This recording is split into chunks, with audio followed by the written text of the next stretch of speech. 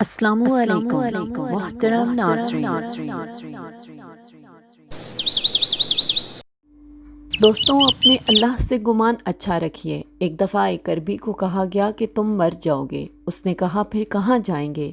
کہا گیا کہ اللہ کے پاس۔ عربی کہنے لگا کہ آج تک تو جو خیر بھی پائی ہے اللہ کے یہاں سے پائی ہے، پھر اس سے ملاقات سے کیا ڈرنا؟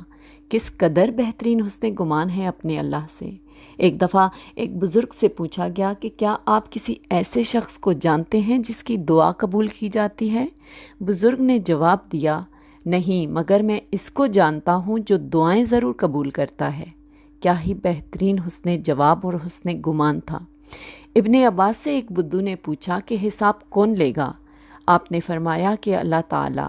بدھو نے خوشی سے کہا کہ رب کعبہ کی قسم، پھر تو ہم نجات پا گئے۔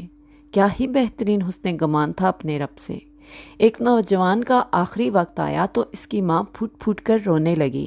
نوجوان نے ماں کا ہاتھ پکڑ کر سوال کیا کہ امی جان، اگر میرا حساب آپ کے حوالے کر دیا جائے تو آپ میرے ساتھ کیا کریں گی؟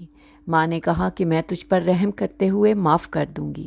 اماں جان، اللہ پاک تو آپ سے بڑھ کر رحیم ہے، پھر اس کے پاس بھیجتے ہوئے یہ رونا کیسا؟ کس قدر بہترین حسن گمان تھا اس نوجوان کا بھی اپنے اللہ کے لیے۔ دوستوں، ہمیں بھی اللہ سے اچھا گمان رکھنا چاہیے۔ پلیز اس چینل کو ضرور سبسکرائب کر لیں۔ ملیں گے کسی نئی ویڈیو کے ساتھ۔ اللہ حافظ۔